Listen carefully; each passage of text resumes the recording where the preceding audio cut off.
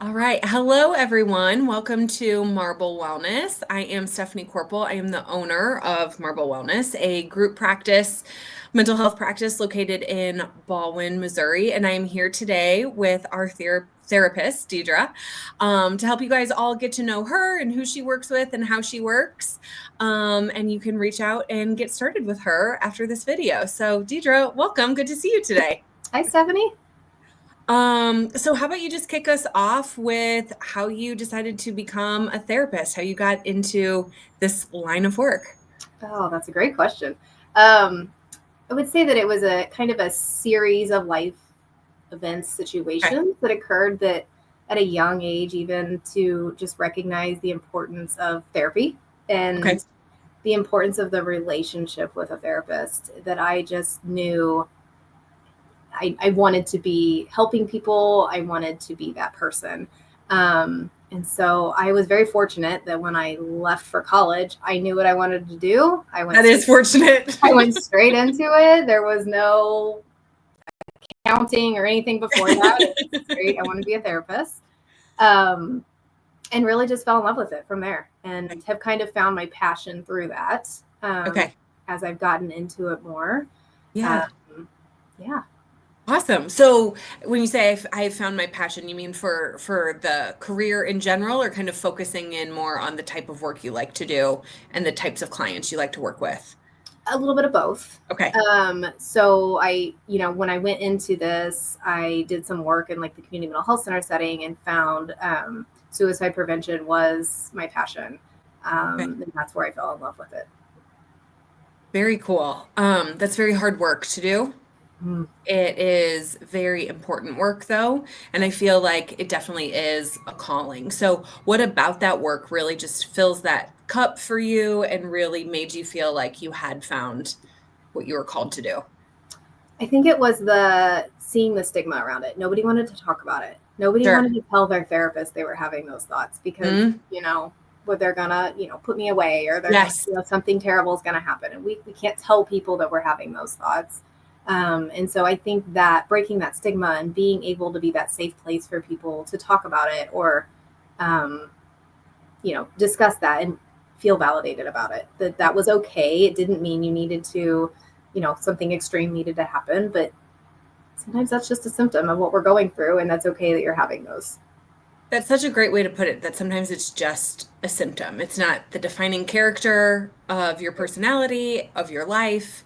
Um, and I think so many people internalize it and make it so it can feel so central because of that stigma. But I really like hearing like it can be just a symptom of this other thing. Yeah. Yeah. Yeah. So tell me more about other issues that you work with and other people in therapy you work with besides those dealing with suicidal ideation or just some thoughts like that. Yeah. So children or adults, I enjoy working with both. Kind of like having a mixture throughout Uh-huh. my day. Um, Suicide prevention obviously was my number one thing that I worked with, and normalizing that conversation, as well as trauma. Okay. All of us have been impacted by trauma at some point in time, and being able to find a space that you can heal from that trauma so it doesn't continue to have such an impact on your life, to be able to heal from that and find peace from that. Now As you well, do, yeah, go ahead. Sorry. nope, go ahead. This is way more about you than me. I was just going to say lastly that, obviously I'm if you've read my bio, you see I've got two young kids. So maternal mental health has become something that I work with as well, to be able to help moms in those stages is incredibly challenging, and Yep. I've been there. Um, and being able to help with that transition.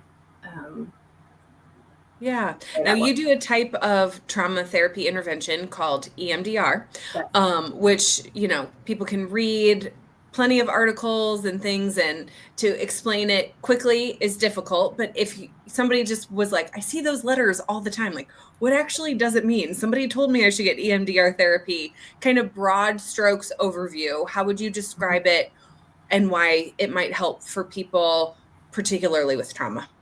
Yeah. So EMDR is great for trauma, and I think the fastest way I can explain it is that when we have trauma, it all gets stored in this emotional side of our brain. And so that logical, rational side of our brain is completely turned off. And what EMDR does is it uses bilateral stimulation to be able to turn on that rational side of our brain whenever we are faced with situations that remind us of that trauma, or, um, you know, at any time that we're re-triggered from that. It can be very beneficial for people. It's very different than your regular talk therapy. You don't have to talk about your trauma. You don't have to go into detail about it. You most certainly can, but it's a lot less talking. And sometimes people like that. They don't have to go through that. I don't need to know the whole story. I don't need to know all the details of it, but I can still help you heal from it. Yep. And talk really quickly about bilateral stimulation and like what using bilateral stimulation might actually mean in context with your therapist. Yeah, so it's anytime you're using both sides of the brain. So 2 ways that I do it is I would move my hand in front of you, so your eyes are moving back and forth. I also have these called buzzies that you hold, and they kind of vibrate back and forth in your hand. It's just kind of whatever you feel the most comfortable with. Yep. And to those out there listening to this and you feel like this sounds a little out there, like a lot of people think that you are not alone. Right. A lot of people call it like woo woo, or there are a lot of people who after doing it, they're like, it was witchcraft, but it worked. And, but it really is getting into your brain in a very different way than talk therapy, which can be really helpful for trauma, and why particularly people may seek it out after using talk therapy and maybe getting somewhere with the trauma, but not experiencing that true amount of healing or resolution that they'd like. That trauma is still interfering with their functioning, and they're just ready to be done with it, to kind of like put it to bed, so to speak. And that's when EMDR can really be that next level of intervention in helping you gain that freedom again from whatever that traumatic experience or time of your life was. Right. Yeah. Awesome. So those are, that's the type of therapy you like to practice, how you got into it, who you work with. Really quickly on kind of the you personal side, what would be like a fun fact you could share with us or something surprising people might not guess about you?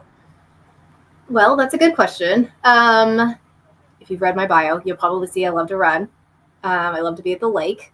The biggest thing that I always tell people, you get those icebreaker questions, like what's the one thing about you? So I grew up in a blended family, and for a big part of my life, I had 9 siblings. And that is a good one. All grew up together. So fun, so chaotic, but we love it. And so I have a big family that I love to go spend time with. Amazing. Well, thank you so much for your time today and being with us. Appreciate getting to know you and being able to share all of that with anybody watching. For those of you watching who are ready to reach out, please feel free to head over to the contact page on our website. It lists the ways to get in touch, and we can get started with you as soon as you are ready. So thank you again so much. And to those of you watching, thank you, and we hope to hear from you soon. Bye, everybody.